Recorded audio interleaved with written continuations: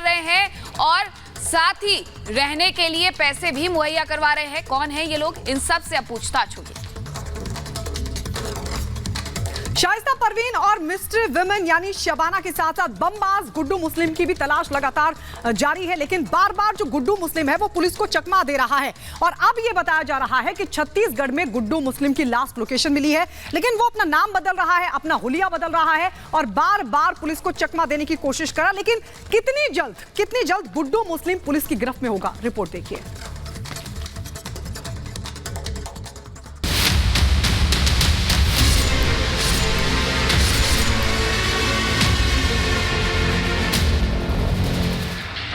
Mafia Atiq के हर गुनाहों का साथी उमेश पाल पर बम बरसाने वाले इस बमबाज गुड्डू मुस्लिम को यूपी पुलिस और एसटीएफ बीते 62 दिन से तलाश रही है, लेकिन पूरी ताकत झोंकने पर भी पुलिस के हाथ इस शातिर अपराधी के गिरेबान तक नहीं पहुंच पा रहे हैं।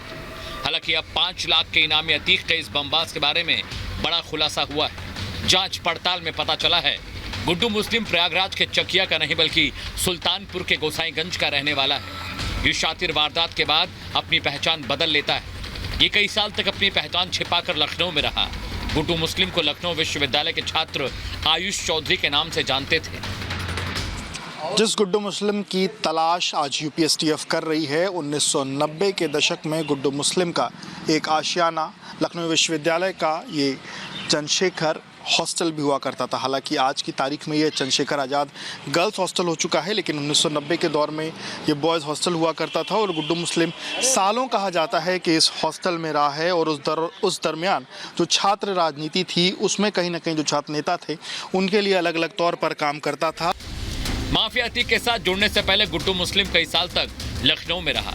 बम बनाने में माहिर गुड्डू मुस्लिम को छात्र नेता के गुट का समर्थन हासिल था और जब यूनिवर्सिटी में छात्र छात्राओं के बीच वर्चस्व की लड़ाई चल रही थी तब वो एक गुट के लिए बम बनाता और दहशत फैलाने के लिए कैंपस में बमबाजी भी करता था। बम का इस्तेमाल कैंपस में बहुत बड़ी संख्या में होता था, रोज कभी न कभी। और उसी पीरियड में मैं यहाँ सीओ महानगर भी था, तो ये उसी समय में यहाँ था। और जो ग्रुप 95 से 98 के बीच 95 से 98 के बीच की बात है, वही सबसे डिस्टर्ब पीरियड था यहाँ का, लखनऊ यूनिवर्सिटी का, जब अपराध अपने चरम पे था कैंपस के भीतर। कितना ख़राब पीरियड था। कोई दिन ऐसा नहीं था जिस दिन 2 हॉस्टल्स के बीच में बम न चले, 2 गुटों के बीच में बम न चले। जब लखनऊ यूनिवर्सिटी में छात्र छात्राओं पर कानून का शिकंजा कसा तो बमबाज गुड्डू मुस्लिम लखनऊ से भाग निकले। वो कई साल तक पूर्वांचल के अलग अलग इलाकों में रहा, बिहार भी अपराध करता रहा और जब नारकोटिक्स के मामले में जेल गया तो अतीक ने उसकी जमानत कराई और इसके बाद से ही वो अतीक का खास हो गया। वो अतीक के इशारे पर किसी भी वारदात को अंजाम देता था और अतीक के कहने पर ही इसने उमेश पाल और उसके गनर पर भी बम बरसाए।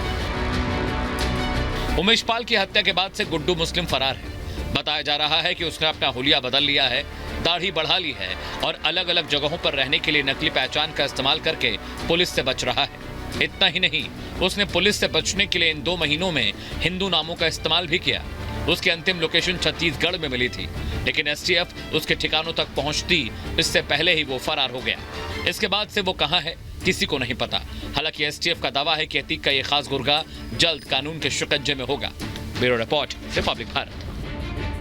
और प्रयागराज से लगातार हमारे सहयोगी हमारे साथ जुड़े हुए हैं। विवेक, गुड्डू मुस्लिम की तलाश तो तेज कर दी गई है, लेकिन अभी भी पुलिस के हाथ खाली है। क्या वजह है कि छत्तीसगढ़ लोकेशन बता दी जाती है, उड़ीसा लोकेशन बता दी जाती है, बावजूद इसके पुलिस जो है अभी तक पहुंच नहीं पा रही उस तक? बिल्कुल, इसके पीछे मीनाक्षी सबसे बड़ी वजह यह है कि गुड्डू मुस्लिम ने अपना हुलिया बदल दिया है। गुड्डू मुस्लिम मोबाइल का इस्तेमाल नहीं कर रहा और गुड्डू मुस्लिम किसी ऐसे स्टेट में पहुंच गया है जहां तक उस तक पहुंच पाना पुलिस के लिए इसलिए आसान नहीं हो पा रहा क्योंकि वो किसी ऐसे संपर्क का इस्तेमाल नहीं कर रहा जो कि पुलिस की रडार पर हो। ऐसे में गुड्डू मुस्लिम का पकड़ा जाना अपने आप में एक बड़ी बात है और सबसे बड़ी बात यह है कि गुड्डू मुस्लिम जो लगातार फरार बना हुआ है, इसको लेकर तरह तरह की जानकारी सामने आ रही है। इसके कई सारे नामों का खुलासा हो रहा है। इसके अलावा इसके बारे में तमाम जानकारी जो निकलकर सामने आ रही, पुलिस उन सब पर भी निगाह बनाए हुए है। हालांकि पुलिस के हाथ खाली है, ये बात सच है और पुलिस इस पूरे मामले को लेकर विवेक लौट रहे हैं आपके पास। अतीक के ससुराल से मिली है फाइल, ये बड़ी जानकारी अपने दर्शकों